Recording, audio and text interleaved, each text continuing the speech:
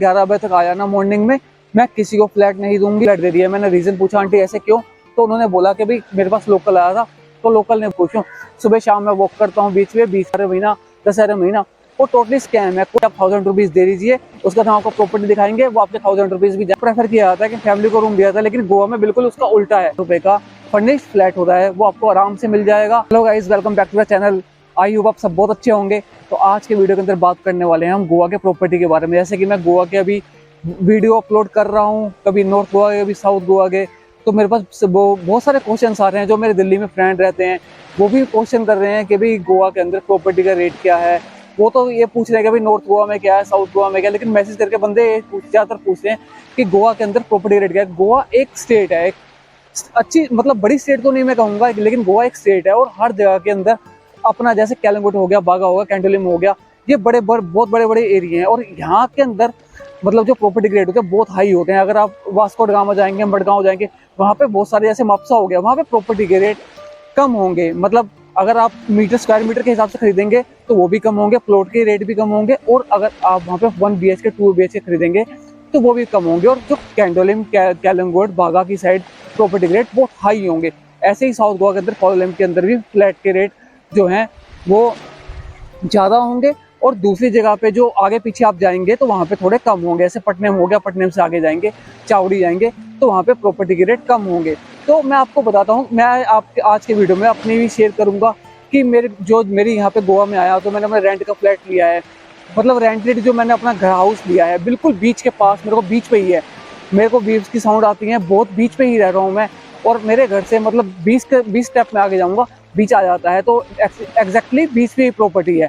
उसके बारे में बताऊंगा उसका रेंट कितना है।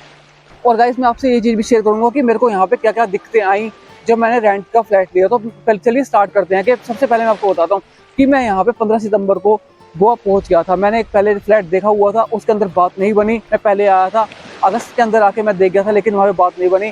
फिर मैं आया, मैंने यहाँ पे शुरू से नए सिरे से देखना शुरू किया।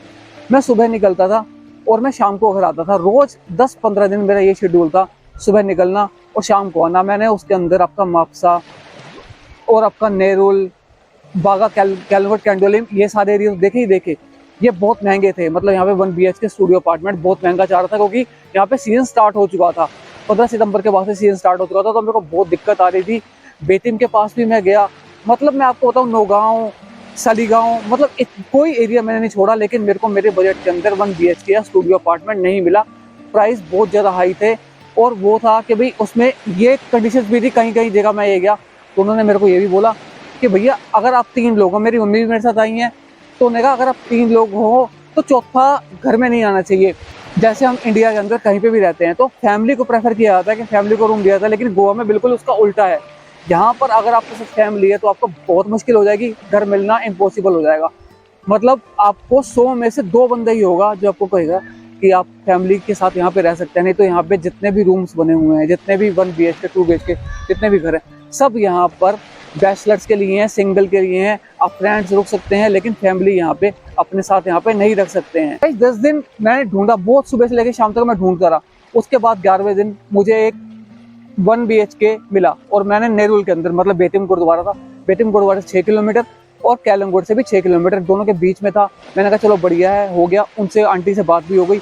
आंटी ने फ्लैट दिखाया और मैंने उनको बोला कि आंटी मेरे को फ्लैट पसंद आ गया है, मैं आपको कुछ एडवांस पे कर देता हूँ। उन्होंने कहा नहीं, आप अपनी मम्मी को भी दिखा दो, आपने रहना है, मम्मी को दिखा दो, उसके बाद जो आप फाइनल कर देना, कल पेमेंट कर देना मेरे को। गूगल पे तो मेरे को नहीं चाहिए, अब मेरे को कैश दे देना। मैंने कहा चलो ठीक है।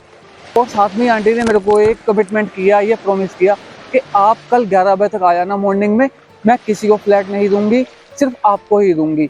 मैंने कहा चलो ठीक है आंटी, अगर आपको चाहिए हो तो मैं आपको शाम को भी आके कैश दे सकता हूँ। उन्होंने कहा नहीं, आप सुबह आ जाओ। उनकी डॉटर से भी मेरी बात हुई, उन्होंने भी यही बोला कि आप बिल्कुल वरी मत करो, फ्लैट आपको ही देंगे हम, और किसी को नहीं देंगे। ठीक रात को उसी दिन 10 बजे जब मैं कह रहा था मैं कैश आके दे जाता हूँ आपको, तो रात को 10 बजे मेरे पास फ़ोन आया और उन्होंने कहा कि भाई हमने किसी और को फ्लैट दे दिया है। मैंने रीज़न पूछा आंटी ऐसे क्यों, तो उन्होंने बोला कि भाई मेरे पास लोकल आया था, तो लोकल ने बोला कि हम लोकल हैं, आप बाहर वाले को फ्लैट मत दो। तो उन्होंने मेरे को यही बोला। तो उन्होंने कहा भाई हमें काफ़ी इससे कहना पड़ रहा है कि हम तो आपको ही देना चाहते थे, लेकिन वो उन्होंने कहा था कि लोकल है, हम लोकल बंदों को दो, आप बाहर के बंदों को मत दो। उन्होंने यही एक्सक्यूज़ किया, पता नहीं मेरे को आगे कहानी क्या है। तो ये चीज़ें मेरे को देखनी पड़ी। फाइनली मेरे को यहाँ पे पालोलेम बीच पे ही मेरे को बीच हट मिल गया है, जिससे मैं बहुत खुश हूँ।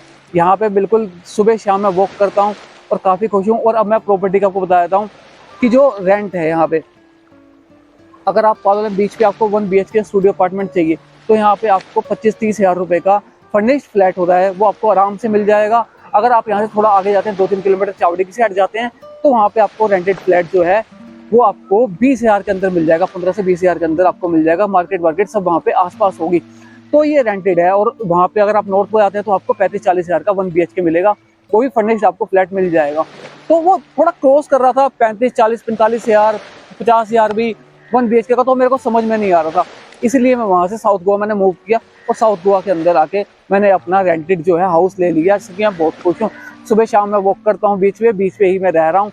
और अगर आप यहाँ पे प्रॉपर्टी खरीदना चाहते हैं तो जो 1 BHK का प्राइस है, आप जैसे आप OLX पे देखेंगे या किसी साइट पे देखेंगे तो बहुत ज़्यादा प्राइस डाला होता है, उतना ज़्यादा नहीं है। 1 BHK यहाँ पे आपको 40-50 से लेके 50 लाख तक अच्छा फर्निश्ड फ्लैट मिल जाएगा।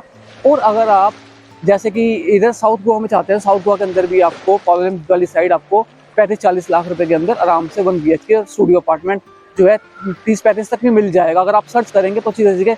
लेकिन बाकी मैंने OLX पे देखे थे तो उसमें 80 लाख रुपए, 90 लाख रुपए, 70 लाख रुपए 1 BHK का प्राइस था, जो कि बहुत ज़्यादा है। और अगर आप OLX पे रेंटेड प्रॉपर्टी सर्च कर रहे हैं तो उसमें भी बहुत सारे स्कैम है। यहाँ पे बहुत सारी ऐड डाली होती है कि 8,500 हज़ार महीना, 9,000 महीना, 10,000 महीना, वो टोटली स्कैम है। कोई 1 BHK यहाँ पे आपको 8,500-10,000 रुपये के अंदर नहीं मिलेगा।